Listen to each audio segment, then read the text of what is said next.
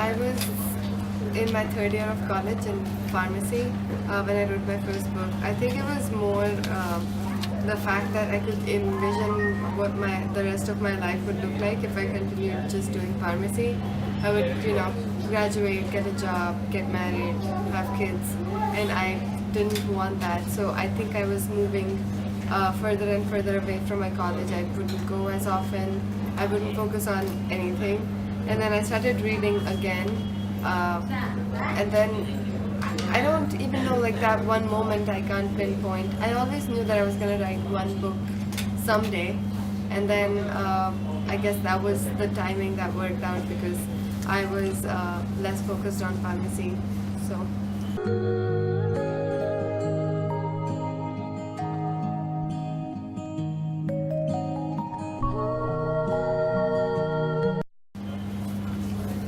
From the first book to this one, which is the 11th book, I hope there has been changes. I feel like my personal aim is always that every new book should be better than the last one. And as you grow, like I was 19, I'm 26 now. So with every single book that you even read, not even just write, you read something and you learn something new and you become better, I guess. Life experiences, all of those things count. The one thing that I would say that I've learned is to not listen to everyone and what they're saying, because not the people who don't have the authority to comment on certain issues. Everyone wants to give their opinion, so yeah, just to not focus on what everyone is saying all the time.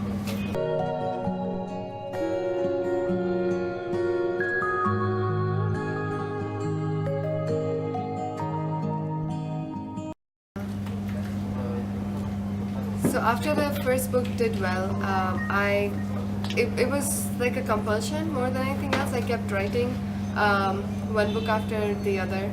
I don't think I sat down and thought of it as a career choice or a profession. It just kind of kept happening. I thought of new stories and I wrote them, and then I thought of old stories and I wrote them.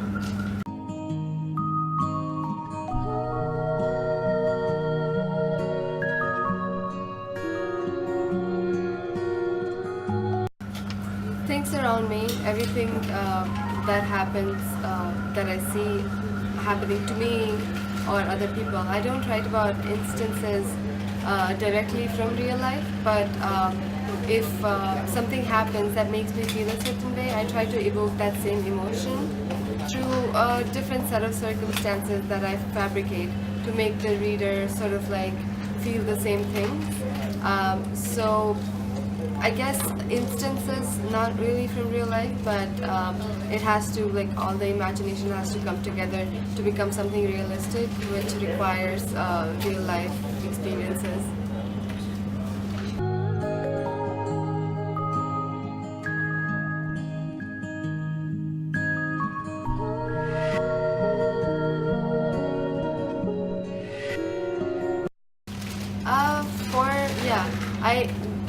Characters are the first things that I think of. So when I'm actively thinking of the next book, I would usually know something about the character before I would know about the plot, because I would be like, okay, maybe the next book should be about this guy who does this one thing or whatever, and then slowly I would pile it up and then make him or her into like a full character, and then I would put them into situations. So the plot comes later, the characters come first.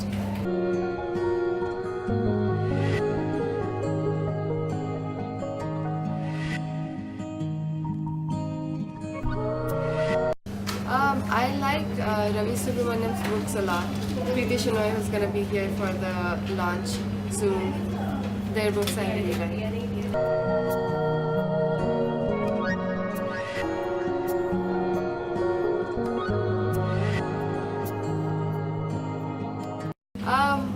have a full-time job. I work as a digital content and marketing manager for a solar energy company.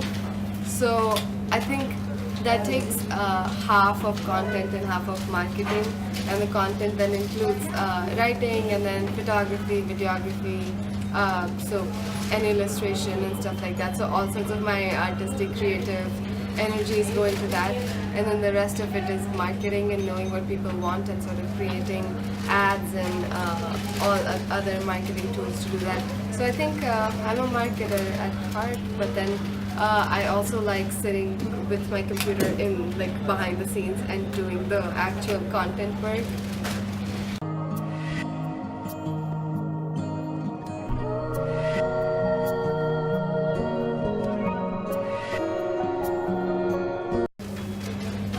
When I'm writing, no.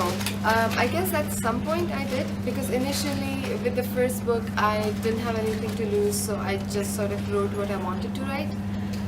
But after that, once I started getting recognition, things sort of started changing, because more and more random people were saying all of these things. And then when I sat down to write, somewhere it would stay, and I would ask myself what this person would think about this, or what would people say about this. So it did affect my writing, but then eventually I think now I'm at a point where I don't do that anymore, because the motivation that comes from within to keep writing a new book, because at this point it can't be about other people. It's more about what I want to write, and I know that at the end of the day it becomes a product and people are going to spend money on it and buy it and read it, so they should get what they expect, sort of. So I try to have faith in my stories, and at the end of the day when I finish a book, I look at it, and if I think that it's a good book, I kind of just hope that it would find readers who would like it too.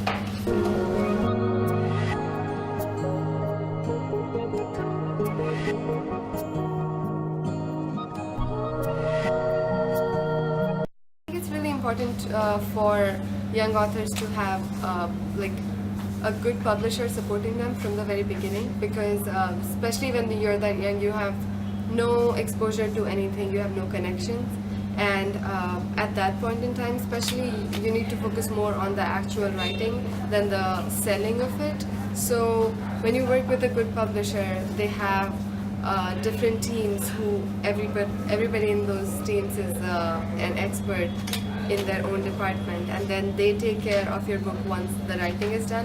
And I think that's really important, to sort of focus on the content and have that space which traditional publishing kind of provides.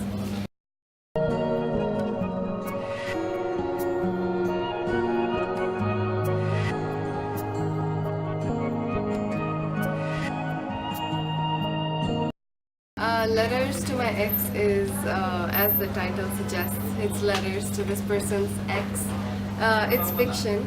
It's a collection of 12 letters that this girl writes after a long relationship when they break up.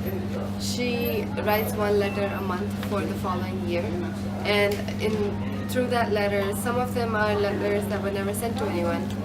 Some of them are emails exchanged between her and her ex. Some of them are just chats. One chapter is just a third-person narrative.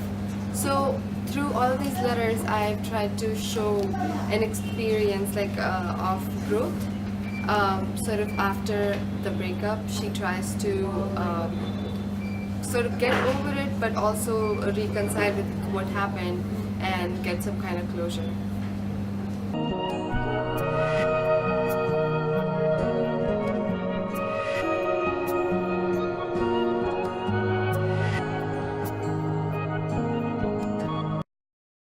I generally like happy endings in books, because everybody's life is already so stressful, and this book especially, it starts sad and then it goes on sadder, because it's all about heartbreak and what it does to you and how you recover from it and all of those things. So I think it was very necessary to leave it on a positive note. Obviously it can't be unrealistic, but the gradual progression through the book was personal growth, and through that finding some sort of happiness. And I think it's important because the aftertaste of the book, after someone has read it, they shouldn't be left super sad. At least I don't try to do that through my books.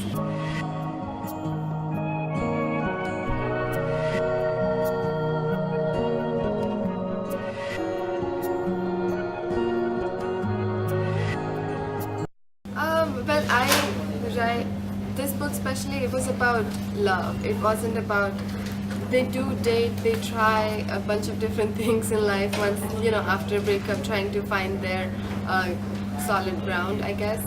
But I think this online dating thing has given people so much exposure, and it's the same as shopping. You have more options, and that brings with it people caring less about each other and things like that. But people still fall in love, and they fall in love very deeply. So it's I think I put them on different sort of platforms, like dating and actual love. They're very different. You can fall in love with someone through these kind of datings, but yeah.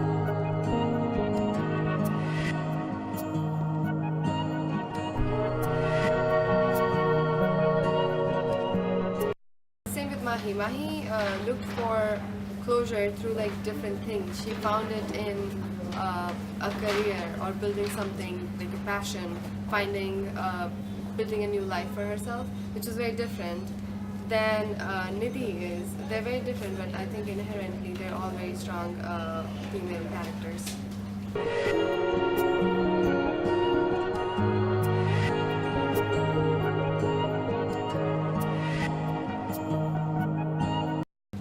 No, this is fiction, and the plot of the book is not inspired by real life.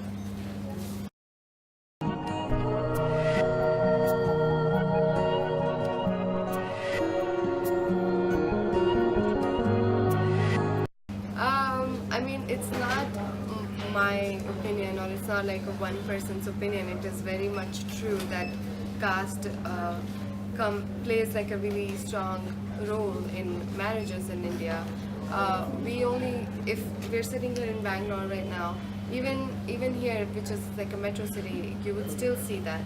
So not to mention small towns and villages, 75% of India doesn't have what Bangalore has, and it still very much exists. I don't think it's just my opinion on it, but it's a fact, sadly. And for that to change, I don't think it can happen in a second. It's a gradual change in mindset, and I think it starts from every single family, us just trying to be better and making sure that we are not a part of the bigger problem.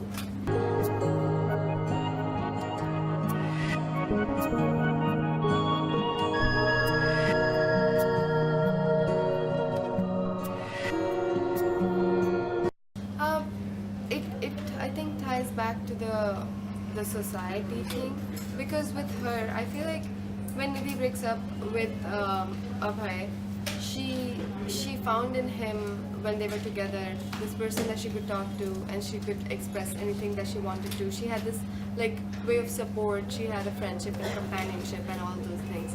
But then when they break up, she can't figure out who to talk to. When she goes through something, when she experiences something, when there's something new that's happening, she doesn't know who to talk to. And especially in our society, because dating and things like that, it's so secretive that you can't openly express these things to just everyone, what she feels. So through these letters, I tried to imagine a person who is an introvert and who doesn't have a very strong group of friends or someone to talk to, and how they would do this whole overcoming a breakup thing by themselves. And then she turns towards herself, and then she writes all of her emotions down and tries to recover.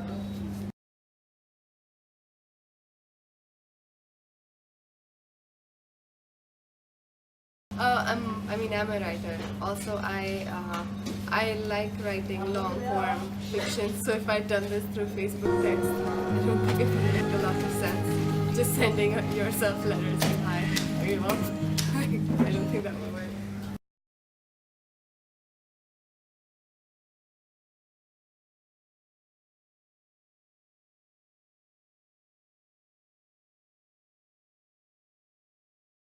Um, they are living in 2017 and they are like grown-ups. So, like, I feel like for it to be more romanticized, she would have to have a certain level of like delusion and disconnect with reality, because I try to keep my books and my characters and their feelings sort of realistic as much as possible, because remaining in the romantic genre, it still has to be relatable for people to realize that it's like it's about us, it's not just a fantasy land.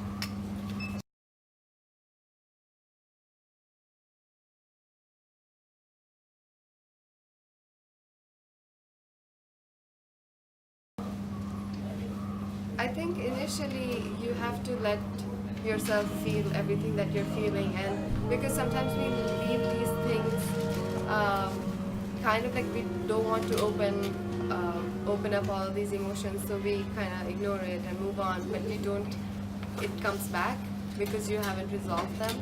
So I think initially you have to go through it and face whatever's coming your way, and then eventually after you're at a better place, I think find things that make you happy and remember who you were before this person and all the things that you love to do, and try to like do them more.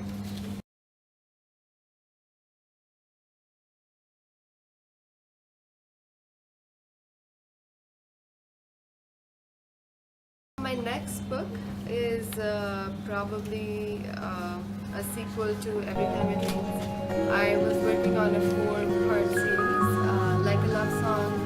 Every Time It Rains, the next book is going to come out probably in October or November.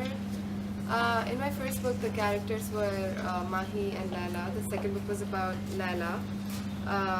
So the third one is going to be about Mahi again, but from her boyfriend's perspective. So that's going to be a challenge, writing from a man's point of view. But let's see.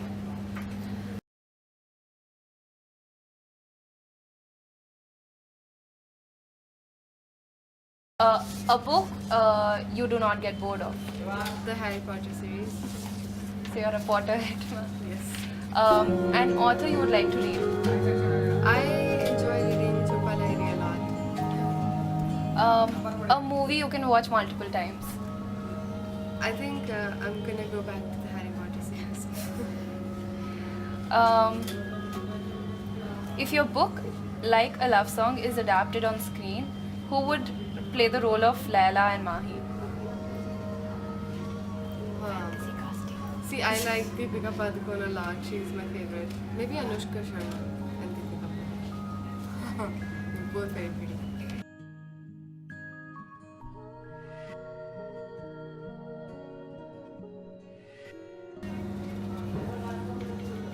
Conversation.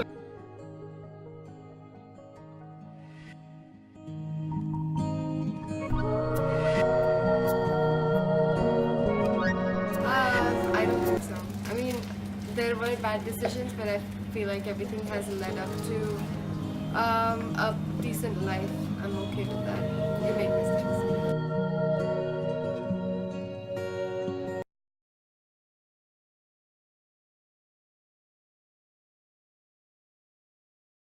Aspiring writers, I would say focus more on the writing than the publishing, because a lot of times we get scared and we get distracted by all the noise around us and wondering if it's gonna become something. But like, it can only become something in the future if you work on it today and make